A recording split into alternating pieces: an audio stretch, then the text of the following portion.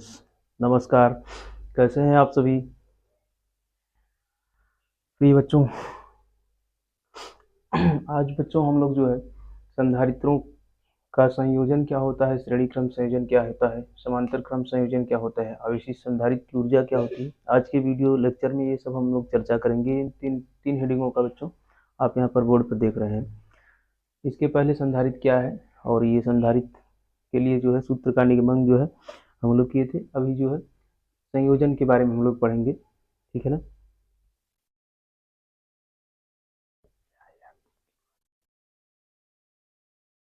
ठीक बच्चों, तो चलिए हम लोग देखते हैं संधारित्रों का संयोजन क्या होता है।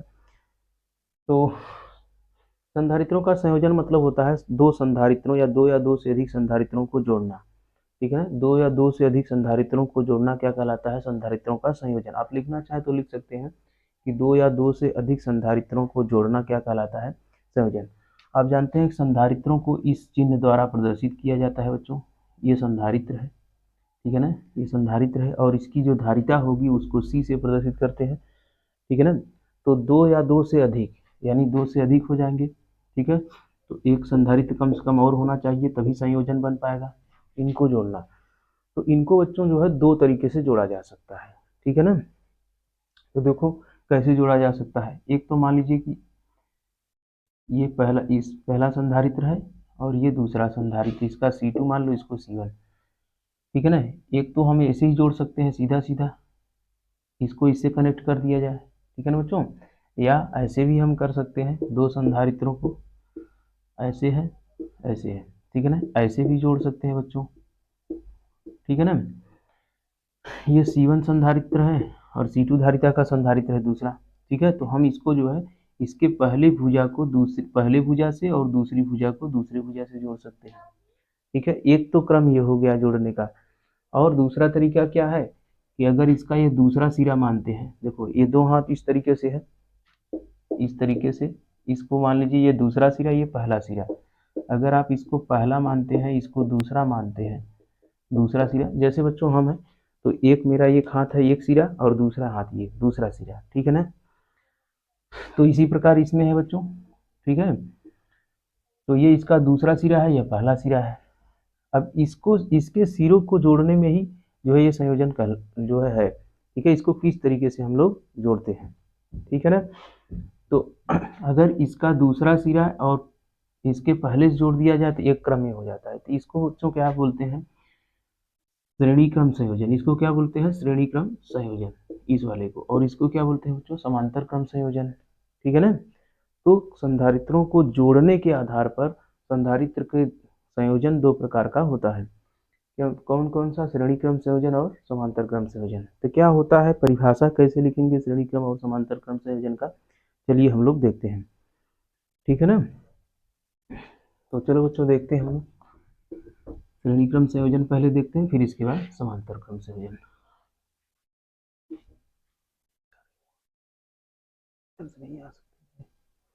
ठीक है। तो मान लो कि दो संधारित्र हैं, इस तरीके से दो संधारित्र हैं, ठीक है। यह इसका दूसरा सिरा बच्चों और ये इसका पहला सिरा, इसकी धारिता C1 है मान लो। इसी प्रकार यहाँ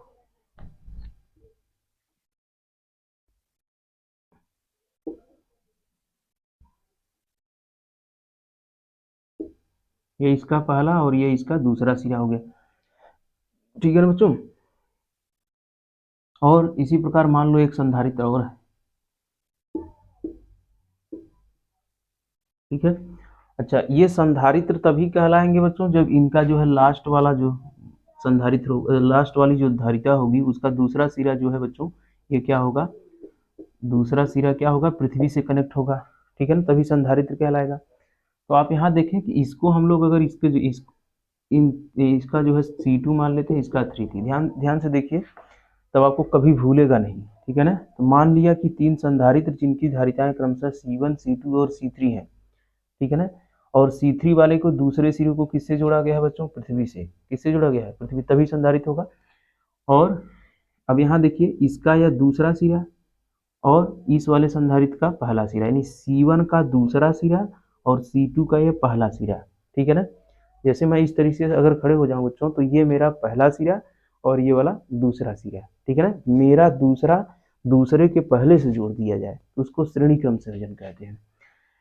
देखो ध्यान से, इसका पहले संधारित्र यानी C1 का दूसरा सिरा दूसरे संधारित्र के पहले से जोड़ दिया जाए। इसी प्रकार यहाँ देखिए, C2 का ये दूसरा सिरा C3 के पहले से, यानी जो बाद में होगा उसके पहले से और जो पहले होगा उसके दूसरे से। समझ में आएगी नहीं, ठीक है ना। यानी पहले संधारित्र का दूसरा सिरा दूसरे संधारित्र के पहले सिरे से जुड़ जाए, उसी प्रकार दूसरे संधारित्र का दूसरा सिरा तीसरे के पहले से जुड़ जाए, यानी पहले का दूसरा और अगले का पहला अगर जुड़ जाता है तो इस क्रम को बच्चों बोलते हैं श्रेणी क्रम संयोजन। क्या कहते हैं? श्रेणी क्रम, ठीक है ना। तो आप परिभाषा चाहें तो इसको लिख लेते हैं, मैं इसको जोड़ देता हूँ, ठीक है। इस तरीके से ये श्रेणी क्रम संयोजन हो गया, ठीक है।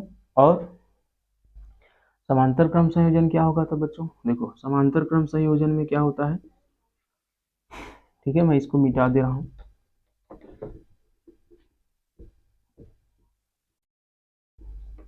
ठीक है ना। समांतर क्रम संयोजन में क्या होता है बच्चों, यहाँ जैसे तीन संधारित्र इस तरीके से मान लो, और भी हो सकते हैं, कोई जरूरी नहीं तीन, मैं आपको समझाने के लिए बस तीन बना दे रहा हूँ। तो देखिए, इसका यह दूसरा सिरा, इसका यह पहला सिरा, इसका यह पहला सिरा, इसका यह दूसरा सिरा, इसका यह पहला सिरा, इसका यह दूसरा सिरा, ठीक है ना। तो इस क्रम में क्या होता है कि पहले संधारित्र ये C1 है, मान लो इसकी धारिता, इसकी C3 है, ठीक है ना। तो पहले का पहले से, यानी सभी संधारित्रों का पहला सिरा सबके पहले से जोड़ दिया जाए ना। अगर समझ में आए थोड़ा सा और मैं क्लियर कर देता हूँ, चलो यहाँ जोड़ देता हूँ, तीनों को जोड़ देता हूँ, देख रहे हैं, तीनों का पहला सिरा जो है एक बिंदु से जुड़ा है और दूसरा सिरा दूसरे बिंदु से जुड़ा हुआ है। आप ध्यान से देखेंगे तो पहला पहले से सबका और दूसरा दूसरे से जुड़ा हुआ है, ठीक है ना। तो यह क्रम क्या कहलाता है बच्चों? समांतर क्रम संयोजन। क्या कहलाता है? समांतर क्रम संयोजन, ठीक है ना। अब इसको क्या करते हैं, पृथ्वी से कनेक्ट कर देते हैं। क्या कर देंगे? पृथ्वी से, तब क्या बन जाएगा? संधारित्र, ठीक है ना, संधारित्र। इसको क्या करेंगे भाई? पृथ्वी से कनेक्ट कर देंगे और इसको जो है आवेश देने के लिए किसी स्रोत से जोड़ेंगे, ठीक है ना। तो अब ये आपको समझ में हो गया संधारित्रों का संयोजन क्या है और इसकी परिभाषा कैसे लिखेंगे आप। अगर दो या दो से अधिक संधारित्रों का पहला सिरा पहले भी एक बिंदु से और दूसरा सिरा दूसरे बिंदु से जुड़ा हो, इसको समांतर क्रम संयोजन। और पहले संधारित्र का दूसरा सिरा अगले के पहले से जुड़ा हो, यही प्रक्रिया आगे भी चलती, तो इसको श्रेणी क्रम संयोजन, ठीक है ना बच्चों, समझ में आ रहा है। तो चलिए आगे बढ़ते हैं हम लोग। अब हेडिंग डालेंगे श्रेणी क्रम संयोजन। श्रेणी क्रम संयोजन में संधारित्र का तुल्य धारिता ना, श्रेणी क्रम संयोजन में तुल्य धारिता, यही, ठीक है ना। तो यहाँ पर मैं फिगर बना दे रहा हूँ, इसके बाद यहाँ हल कर रहा हूँ बच्चों, ठीक है ना। तो मान लो कि इस तरीके से तीन संधारित्र हैं जो एक दूसरे से श्रेणी क्रम में जुड़े हुए हैं और तीसरे संधारित्र का लास्ट वाला सिरा जो है पृथ्वी से कनेक्टेड है, ठीक है ना बच्चों। तो और इसकी धारिता मान लो C1 है, इसकी C2 है और इसकी C3 है, ठीक है। अब यहाँ से मान लो कोई स्रोत जुड़ा हुआ है यहाँ से आवेश देने के लिए, ठीक है ना। तो ठीक है, यहाँ से मान लीजिए प्लस क्यू आवेश दिया जा रहा है, ठीक है बच्चों। अब देखेंगे प्लस क्यू आवेश जो होगा इसके जाने के लिए यही एक ही रास्ता है। यहाँ ध्यान से देखेंगे, इसी में से सब, यानी C1 में जाएगा वही आवेश C2 में से जाएगा, वही आवेश C3 में से जाएगा, और फिर इसके बाद क्या हो जाएगा, उसका समस्त धनावेश प्लस जो है कहाँ चला जाएगा? पृथ्वी में। अगर प्लस क्यू आवेश दोगे बच्चों तो यहाँ प्लस हो जाएगा, यहाँ क्या हो जाएगा? प्लस, ठीक है ना, और यहाँ माइनस होगा। इसी प्रकार ये जब प्लस आवेश यहाँ पहुँचेगा इसको भी प्रेरण के कारण जो है इसको आवेशित करेगा, और यहाँ भी वही चीज़ होगी बच्चों, ठीक है ना। तो आप देखेंगे कि समस्त धनावेश कहाँ चला जाएगा? पृथ्वी में, ठीक है ना। ठीक है बच्चों, समझ में आया? अच्छा, इसके बाद सभी संधारित्रों को यहाँ पर ध्यान से देखें तो एक ही क्रम में जो है आवेश जा रहे हैं, तो यहाँ से जो है आवेश को कहाँ लेके जाया जा रहा है बच्चों? यहाँ तक, ठीक है ना। अगर इसको हम नाम दे दें ए बिंदु और इसको बी बिंदु दे दें तो सभी आवेश को ए से बी तक ही ले जाया जा रहा है, यानी जो भी आवेश है यहाँ से वह कहाँ से कहाँ तक जा रहा है, ए से बी तक जा रहा है, ठीक है ना। तो जब ए से बी तक जा रहा है तो सभी संधारित्रों के लिए आवेश जो है एक ही दूरी समान होगी सबकी। देखिए ध्यान से, दूरी समान होने का मतलब क्या होगा बच्चों, कि इनके बीच का जो है, नहीं दूरी समान नहीं, माफ कीजिएगा, ये विभवांतर अलग अलग हो, क्योंकि यहाँ से आवेश यहाँ गया फिर इसके बाद यहाँ गया, तो क्या हो जाएगा, विभवांतर अलग अलग होगा, ठीक है ना बच्चों। तो यहाँ ध्यान से देखेंगे तो मान लीजिए कि इसका विभवांतर V1 हो गया, इसका विभवांतर V2, इसका V3, ठीक है ना। दूरियां अलग अलग है, कैसे देखो, जब आवेश ए से यहाँ पहुंचेगा तो इसको इतने काम करना पड़ा, फिर ये आवेश जब यहाँ पहुंचेगा तो इसको इतना काम करना पड़ेगा, फिर ये आवेश यहाँ पहुंचेगा तो अलग अलग काम करना पड़ रहा है, इसलिए विभवांतर अलग अलग होगा, ठीक है ना। क्योंकि आप जानते हैं कि V बराबर क्या होता है, V बराबर W/Q, यही होता है, ठीक है ना। V बराबर W/Q होता है। तो जब कार्य अलग अलग है तो विभवांतर भी क्या होगा, अलग अलग होगा, ठीक है ना। कार्य अलग अलग है तो विभवांतर भी अलग होगा, इसलिए यहाँ मान लो इसका विभवांतर V1, इसका V2 और इसका V3, तो टोटल विभवांतर क्या हो जाएगा बच्चों, टोटल विभवांतर V1 plus V2 plus V3, ये हो जाएगा, टोटल विभवांतर ही हो जाएगा, ठीक है ना। अच्छा, आवेश सबके लिए क्या है, समान है, आवेश क्या है, सबके लिए समान है। अच्छा, तो आवेश अगर समान है तो हम लोग जो है आवेश ये धारिता की परिभाषा से निकाल लेंगे बच्चों, धारिता की परिभाषा से, धारिता की परिभाषा से, ठीक है ना। तो क्या होता है धारिता की परिभाषा, Q बराबर CV। तो अगर हम यहाँ से जो है बच्चों, ठीक है, यहाँ से अगर V का मान निकालेंगे तो V बराबर Q बटे C हो जाएगा। यहाँ से ध्यान से देखें तो V बराबर Q बटे क्या आ जाएगा, C।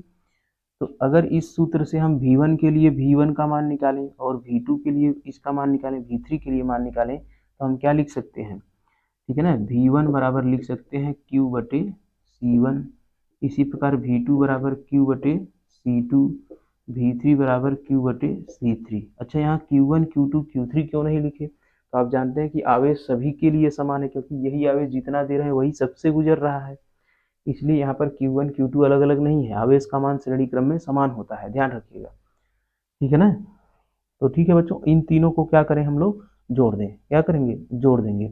अगर इन तीनों समीकरणों को हम लोग जोड़ देंगे तो भी का मान आ जाएगा, ठीक है ना। या इसको समीकरण 1 दे दो, इसको समीकरण 2 दे दो, तो आप ऐसे लिख सकते हो, समीकरण 2 का मान, ऐसे लिख सकते हो, समीकरण 2 का मान समीकरण 1 में रखने पर, 1 में रखने पर,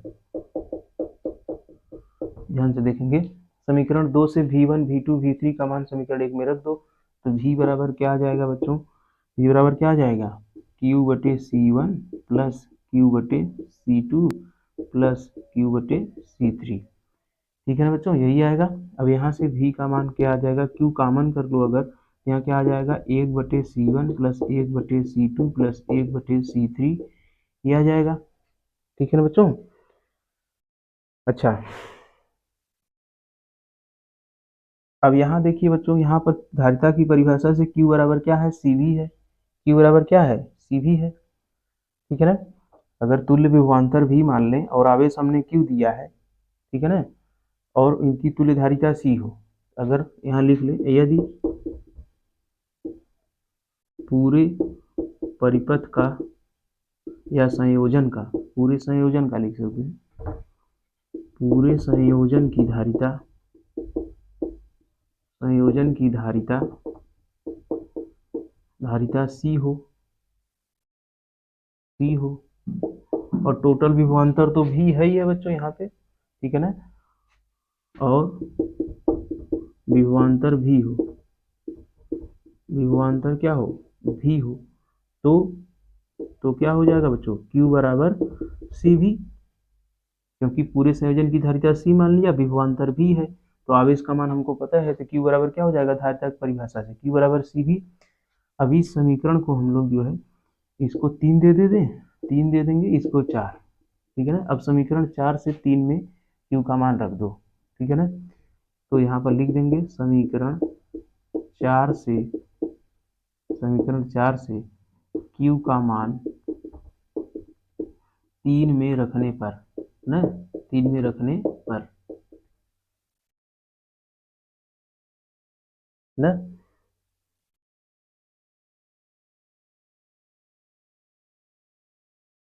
या फिर ऐसे भी लिख सकते हैं, कोई दिक्कत नहीं है बच्चों। Q बराबर C भी लिख दीजिए, कोई दिक्कत नहीं है। या ऐसे भी लिख सकते हैं, थोड़ा सा सुधार कर लें तो आपको आसानी होगी। यहाँ से जो है इसको हम क्या लिख सकते हैं, यहाँ से V बराबर लिख सकते हैं Q/C।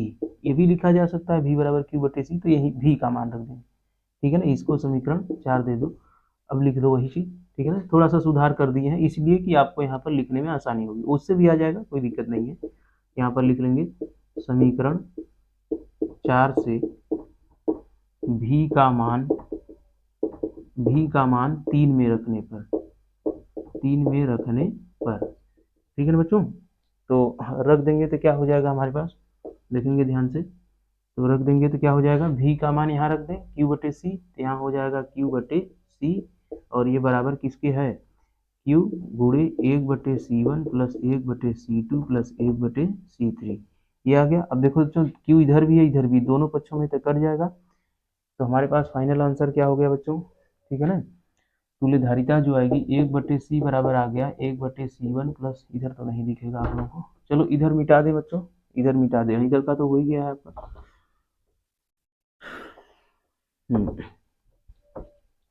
तो ध्यान से देखेंगे तो हमारे पास क्या बचा है, इधर Q से Q कट गया है तो क्या बचा 1/C बराबर 1/C1 plus 1/C2 plus 1/C3, यही बचा, ठीक है ना। तो यही श्रेणी क्रम में तुल्य धारिता होती है। श्रेणी क्रम में क्या होती है, तुल्य धारिता का फार्मूला निकालने का यही है, ठीक है ना। इस तरीके से आप निकाल लेंगे श्रेणी क्रम में। अच्छा मान लो श्रेणी क्रम में एक 3 से अधिक है, तो 3 के लिए हम लोग निकाले हैं।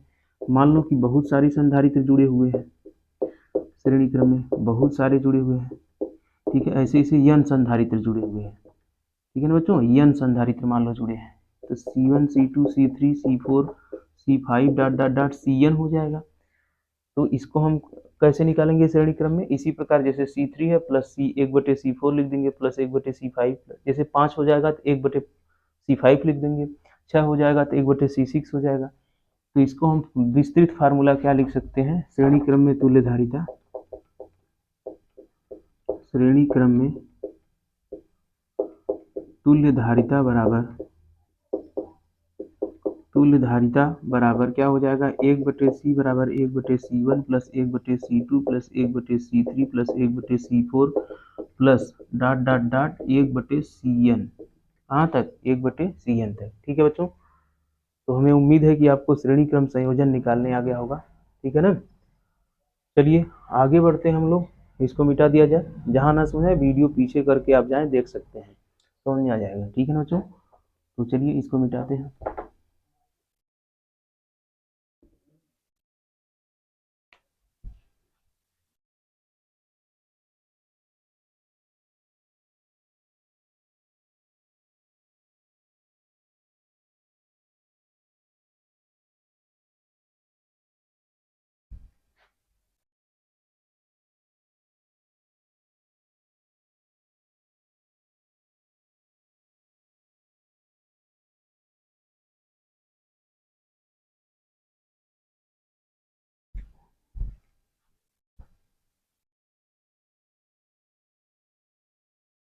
ठीक है बच्चों, तो आप लोगों को ये श्रेणी क्रम संयोजन समझ में आ गया होगा।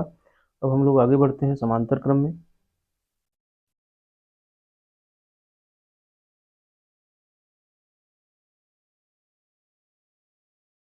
ठीक है बच्चों, समांतर क्रम में जो है हम लोग आगे बढ़ते हैं, समांतर क्रम संयोजन कैसे जो है निकालेंगे। तो आप देख सकते हैं यहाँ पर जो है हमने समांतर क्रम संयोजन बना दिया है, ठीक है। इसमें जो है ए और बी के बीच 3 संधारित्र जो है क्रमशः समांतर क्रम में जुड़े हुए हैं।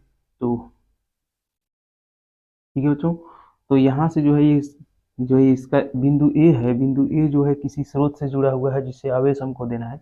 यहाँ से हमने क्या किया, प्लस क्यू आवेश दे दिया, ठीक है ना। जैसे ही यहाँ ए पर पहुँचता है तो आप देखेंगे बच्चे, इस क्यू को जाने के लिए 3 रास्ते उपलब्ध हैं, यह इधर भी जा सकता है, इधर भी और इधर भी, तीनों रास्तों में कुछ कुछ आवेश जाएगा, ठीक है ना। जैसे आपके पास 10 रुपया है, आप खर्च करने के लिए 3 जगह है, तो क्या करेंगे बच्चों, ठीक है, तीनों जगह आपको थोड़ा थोड़ा खर्च करना पड़ेगा। मान लीजिए इसमें आपने 4 रुपया दे दिया, इसमें 2 रुपया दे दिया, ठीक है, तो इसमें कितना देना पड़ेगा, सॉरी 4 2 6, माफ कीजिएगा यहाँ 4 होगा।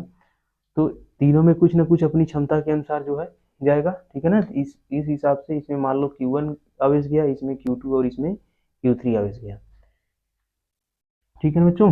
अब जिसके पास जाने के लिए एक ही रास्ता है तो वो तो एक ही रास्ते से जाएगा, लेकिन जिसके पास 3 रास्ते हैं तो वो तीनों रास्तों का प्रयोग करेगा, 4 रास्ते हैं चारों का प्रयोग कर सकता है। तो यहाँ जो है इसके आवेश के जाने के लिए जो है 3 रास्ते उपलब्ध हैं और तीनों जगह जाएगा। इसलिए मान लीजिए कि हमने Q आवेश दिया लेकिन वह 3 भागों में बट गया, ठीक है। 3 भागों में बटने का मतलब अगर उनको जोड़ दिया जाए तो सब किसके बराबर आ जाएगा, जितना था उसके बराबर आ जाएगा, क्योंकि यही आवेश का बंटवारा हुआ है। समझ में आई बात की नहीं। जैसे मान लीजिए 10 रुपया को हम जो है 3 लोगों में बांट दें, 2 रुपया, 4 रुपया और 4 रुपया, ठीक है ना। तीनों को जोड़ने पर इसके बराबर होगा कि नहीं होगा, होगा। तो वही चीज़ यहाँ पर है किया गया बच्चों, ठीक है ना। तो Q बराबर क्या आ गया, पूरा आवेश मान लो Q है तो Q बराबर Q1 plus Q2 plus Q3, ठीक है ना। समीकरण 1 इसको मान लेते हैं। और तीनों संधारित्रों की धारिताएं जो है क्रमशः C1 C2 C3 है। तो आप जानते हैं कि Q बराबर क्या होता है, Q बराबर CV होता है बच्चों, Q बराबर CV होता है, ठीक है ना। तो यहाँ से अगर हम लोग Q1 का मान निकालेंगे तो Q1 का मान क्या हो जाएगा बच्चों, Q1 का मान C1 V। अच्छा, यहाँ पर विभवांतर आप देखेंगे, विभवांतर सबका क्या होगा, समान होगा। क्यों, क्योंकि सभी आवेश क्या है, A से B तक ही जा रहे हैं। जब सभी आवेश A से B तक जा रहे हैं तो कार्य का मान समान होगा आवेश को ले जाने में, क्योंकि आप जानते हैं V बराबर W/Q होता है, ठीक है ना। अब जब एक आवेश को जो है एक जगह से दूसरी जगह पर ले जाना है सबको, ये दूरियां इनके बीच में क्या है, समान है, A से B तक ही जाना है सबको। जब दूरी समान है, ठीक है ना, दूरी समान है तो कार्य क्या होगा, समान, और कार्य समान होगा तो इसका मतलब विभवांतर भी क्या होगा, समान होगा, ठीक है ना। अगर W इसको अगर इस तरीके से हम लोग लिखें, V1 अगर V1 लिख दें और यहाँ Q1 लिख दें और V2 लिख दें, यहाँ पर W2 लिख दें, यहाँ Q2 लिख दें, अगर यहाँ V3 लिख दें, यहाँ W3 वन Q3 लिख दें, तो आप जानते हैं कि यहाँ पर क्या है, A से B तक ही जाना है, इसलिए सबका कार्य समान होगा। अगर सबका कार्य समान होगा तो हम W1 क्यों लिखेंगे, W2 क्यों लिखेंगे, W3 क्यों लिखेंगे। बात समझ में आई नहीं। और ठीक है बच्चों, इस प्रकार आप देखेंगे तो कार्य सबका क्या हो गया, समान। अब केवल आवेश ही आवेश का मान अलग अलग है, और आप जानते हैं कि आवेश को एक बिंदु से दूसरे बिंदु तक जो कार्य की ले जाने में कार्य किया जाता है, उस कार्य और आवेश के अनुपात को ही विभवांतर कहते हैं। और सभी आवेशों के लिए कार्य का मान समान है, इसलिए विभवांतर का मान भी क्या हो जाएगा, समान, अर्थात V1 बराबर V2 बराबर V3 सब बराबर हो जाएगा बच्चों। सब अगर बराबर है, ठीक है ना, तो इसका मतलब ये समझ में आ गया हमको कि समांतर क्रम में विभवांतर का मान क्या होता है, समान होता है, ठीक है ना। जब समांतर क्रम में विभवांतर का मान समान होता है तो हम V1 V2 V3 न लिख करके क्या लिखेंगे, V लिखेंगे। इसी प्रकार अगर Q2 का मान निकालें तो क्या आ जाएगा, C2 भी। इसी प्रकार Q3 का मान निकालेंगे तो क्या आ जाएगा, C3 भी, ठीक है ना बच्चों। इन तीनों समीकरणों को हम जो है समीकरण 2 दे देते हैं, ठीक है। अब इन तीनों समीकरणों को अगर हम समीकरण 1 में रख दें तो कितना मान प्राप्त हो जाएगा, ठीक है ना। आप लिख सकते हैं यहाँ पर समीकरण 2 का मान 1 में रखने पर तो रख दो बच्चों। जब रखोगे तो क्या हो जाएगा, यहाँ से Q बराबर आ जाएगा आपके पास, यहाँ Q1 का मान रख दो, C1 भी प्लस C2 भी प्लस C3 भी, ठीक है ना। क्या करोगे, इसके बाद जो है यहाँ से भी अगर कॉमन ले लो, देखो भी सब में है तो कॉमन ले लो, तो भी कॉमन ले लो तो क्या बच जाएगा, C1 plus C2 plus C3 ये बचेगा, ठीक है ना। अब पूरे पूरे संयोजन की धारिता अगर C हो और पूरे संयोजन का विभवांतर भी है और पूरे संयोजन में हम लोग Q आवेश दिए हैं, टोटल आवेश तो Q ही है, तो धारिता की परिभाषा से क्या हो जाएगा, धारिता की परिभाषा से यहाँ लिख सकते हैं आप, यदि पूरे संयोजन की धारिता C हो, ठीक है, धारिता C हो और विभवांतर सबका V ही है, और आवेश यहाँ पर लिख लेंगे, आवेश Q हो, तो धारिता की परिभाषा से, धारिता की परिभाषा से, ठीक है ना बच्चों, धारिता की परिभाषा से लिख लेंगे। तो धारिता की परिभाषा से Q बराबर क्या होता है, CV, क्या होता है, CV, यही होता है। तो इसको समीकरण 3 रख दो, ठीक है ना। इसको क्या करोगे, समीकरण 3। अब समीकरण 3 का मान जो है ले जा करके हम इस समीकरण में रख दें, ठीक है ना। इसको कोई समीकरण मान लो बच्चों, मान लो ये 4 है और ये 3 है, ठीक है। तो समीकरण 4 से, समीकरण 4 इसको मान लिया, तब इसको समीकरण 4 कहेंगे। समीकरण 4 से Q का मान समीकरण 3 में रखने पर, तो चलो रख दो बच्चों। जब रखेंगे तो हमारे पास क्या बचेगा, देखिए ये मैं इधर लिख दे रहा हूँ, ठीक है ना। अब समीकरण 4 से Q के स्थान पे क्या लिखेंगे, CV। यहाँ ध्यान से देख लीजिए, Q बराबर क्या है, CV, और यहाँ रखेंगे। और इसका मान कितना है, V into C1 plus C2 plus C3। इसको मैं थोड़ा सा और अलग लिख देता हूँ, समीकरण 3 को यहाँ लिख देता हूँ। क्या हमारे पास बचा है, V C1 plus C2 plus C3, यही है ना। अब यहाँ से आप लिख लीजिएगा समीकरण 4 से, ये समीकरण 3 है बच्चों, ये 3 है ना, ये 3 है। समीकरण 4 से Q का मान, Q का मान 3 में रखने पर, 3 में रखने पर यहाँ रख दो बच्चों। तो Q के स्थान पे यहाँ CV है समीकरण 4 से, तो यहाँ रख दो CV बराबर V into C1 plus C2 plus C3, यही आया। अब देखो बच्चों, V से V क्या हो गया, कट गया, और आपका क्या आ गया, C बराबर C1 plus C2 plus C3, यही आ गया। यही आपका बच्चों क्या है, फाइनल आंसर है समांतर क्रम में तुल्य धारिता निकालने का, ठीक है ना। तो हमें उम्मीद है कि आपको ये समझ में आया होगा, ठीक है ना। समांतर क्रम में तुल्य धारिता निकालने का ये फार्मूला है, सीधा सीधा जोड़ देना है, यानी जितने भी धारिता संधारित्र जुड़े रहेंगे सबको क्या कर देना है, सीधा सीधा जोड़ देना है। और उसमें क्या है, उल्टा करके जोड़ना पड़ता है, 1/C बराबर 1/C1 प्लस C2, ठीक है। तो श्रेणी क्रम में उल्टा करके जोड़ना पड़ता है, और समांतर क्रम में क्या होता है, सीधा सीधा जोड़ना होता है, ठीक है बच्चों। तो ये आपको समझ में आ गया होगा। चलिए आगे बढ़ते हैं हम लोग।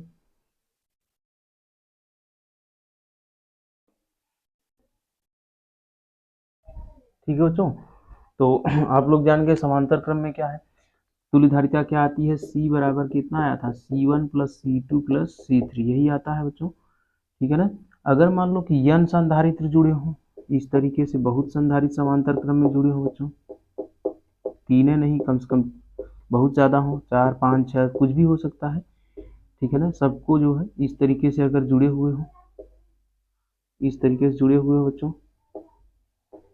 ठीक है ना। इस तरीके से अगर जुड़े हो, n संधारित्र जुड़े हो, डॉट डॉट डॉट n कर दें, अगर n संधारित्र जुड़े हो तो जितना जुड़ा रहेगा तो इसको हम लिख सकते हैं plus C4 plus C5 dot dot dot Cn, ठीक है ना। तो जितना संधारित्र रहेगा सबको हम लोग सीधा सीधा जोड़ देंगे, हमको समांतर क्रम में तुल्य धारिता प्राप्त हो जाएगी, ठीक है ना बच्चों। अब आगे बढ़ते हैं हम लोग, आवेशित संधारित्र की ऊर्जा निकालने का फार्मूला, अगला हेडिंग यही था, आवेशित संधारित्र की ऊर्जा, ठीक है ना, की गणना, आवेशित संधारित्र की ऊर्जा की गणना, ये हेडिंग है बच्चों हमारा, ठीक है ना। तो ये लास्ट हेडिंग होगी आज की। तो चलिए हम लोग गणना करते हैं क्या होती है इस, तो यहाँ पर आप लिखना चाहें तो लिख सकते हैं,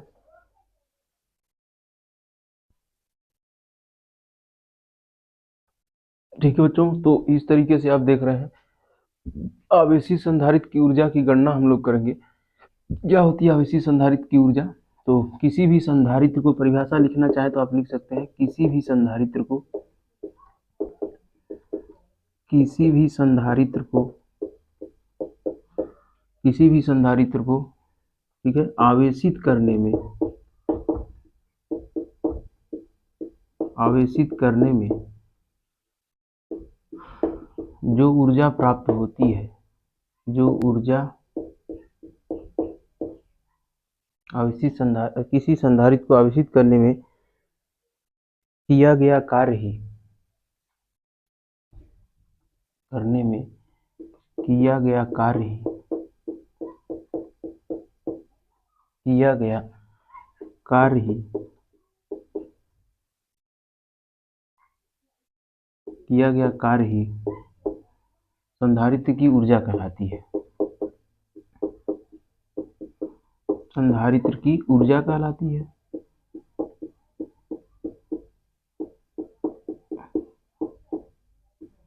ठीक है ना बच्चों। किसी भी संधारित्र को आवेशित करने में किया गया कार्य ही संधारित्र की क्या कहलाती है, ऊर्जा। जैसे मान लीजिए अगर ये कोई संधारित्र है, ठीक है ना, ये कोई संधारित्र है, तो आवेशित करने का मतलब क्या है, इसको आवेश देने से मतलब है। इसको मान लीजिए आवेश दे रहे हैं, तो जब आवेश हम देंगे यहाँ, तो यहाँ पर प्लस आवेश आ जाएगा बच्चों, क्या आ जाएगा, प्लस आवेश, ठीक है ना। और प्लस आवेश आज इसकी ये पहली प्लेट है, इसकी दूसरी प्लेट है संधारित्र की, और इसको, इस आवेश को अगर हम यहाँ ले जाएंगे तो यह क्या हो जाएगा, अनाविष्ट हो जाएगा। यह क्या हो जाएगा, इस पर कोई आवेश नहीं बचेगा तब, ठीक है, क्योंकि यहाँ पर क्या है, पृथ्वी से कनेक्टेड है, यहाँ पर हमने आवेश दिया, ठीक है, मान लो क्यू आवेश दिया, तो क्यू आवेश यहाँ प्रेरण के कारण माइनस आवेश आ जाएगा। माइनस आवेश क्यों आएगा, क्योंकि यह प्लस आवेश जैसे ही इसके पास पहुंचेगा तुरंत क्या हो जाएगा, पृथ्वी में चला जाएगा। तो इस क्रिया में यहाँ से यहाँ तक ले जाने में कार्य किया जाता है। कार्य करने का मतलब क्या होगा बच्चों, विभवांतर होगा, ठीक है। तो किसी आवेश को एक संधारित्र की एक प्लेट से दूसरे प्लेट तक यानी ले जाने में जो कार्य किया जाता है वही कार्य ऊर्जा के रूप में संचित हो जाता है, और उसी कार्य को संधारित्र की क्या कहते हैं, ऊर्जा कहते हैं, ठीक है ना। तो चलो हम इसकी गणना करते हैं, कैसे करेंगे। तो मान लो कि इसको प्रारंभ में कोई आवेश नहीं दिया गया था ना, इसको कोई आवेश किसी चालक तार द्वारा नहीं जोड़े थे, ठीक है ना। दो चित्र हम आपको दिखा रहे हैं।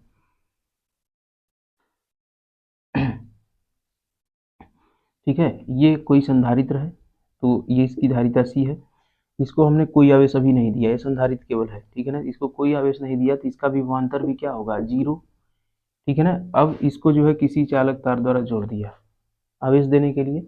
अब जब आवेश देंगे तो मान लो क्यू आवेश देंगे तो इस पर प्लस आवेश आ गया, और प्रेरण के कारण यहाँ पर क्या आ जाएगा, माइनस आवेश, ठीक है ना, माइनस आवेश आ जाएगा, क्योंकि ये जैसे ही प्लस आवेश पहुंचेगा तुरंत पृथ्वी से ये जुड़ा है, ठीक है ना, पृथ्वी से जुड़ा है, तो इसका समस्त धनावेश कहाँ चला जाएगा, पृथ्वी में, तो यहाँ क्या बचेगा, माइनस आवेश, ठीक है बच्चों, यहाँ माइनस आवेश बचेगा।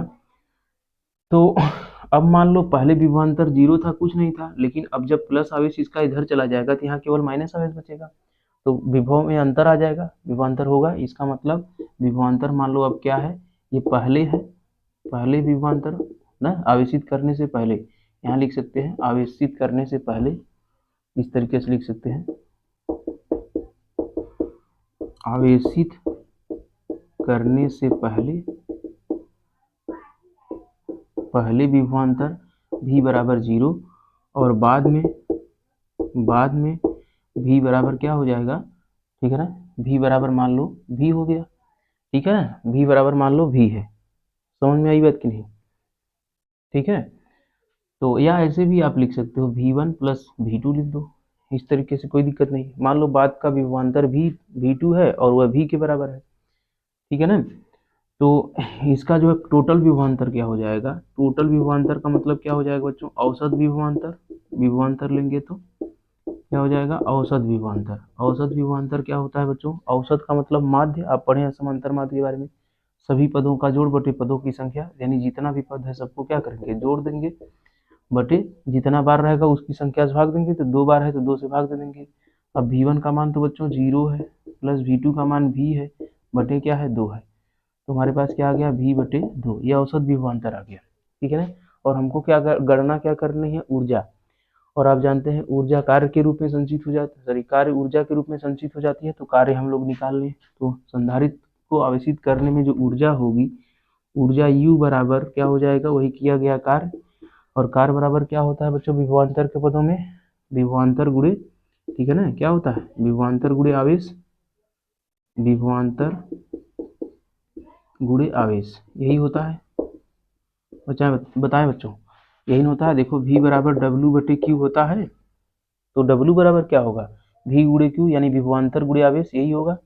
देखिए बच्चे, ठीक है ना, यहीं से आया है ये जो सूत्र लिखे हैं, विभवांतर गुणे आवेश। तो कार्य बराबर क्या होगा, विभवांतर गुणे आवेश, वही चीज लिख दिया गया।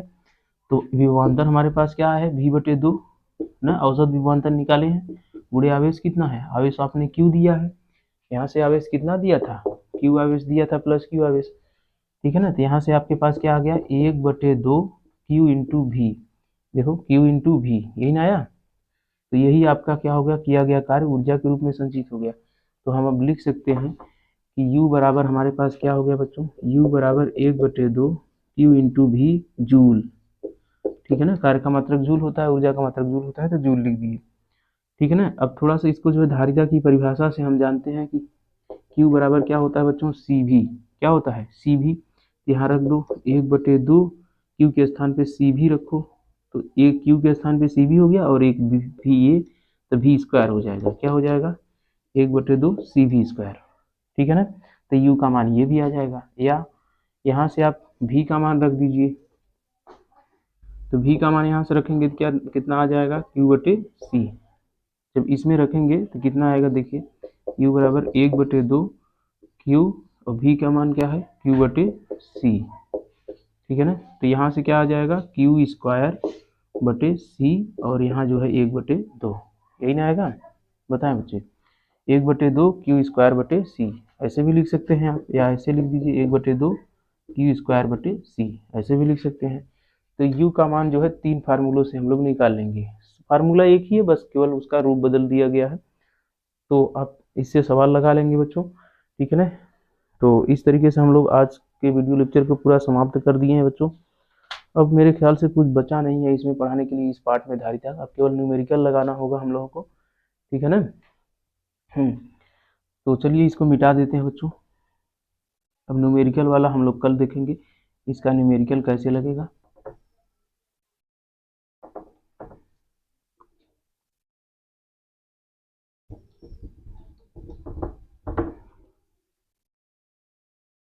ठीक है बच्चों, तब तक आप लोग अपना ख्याल रखिएगा। अगले दिन हम लोग न्यूमेरिकल के साथ मिलते हैं।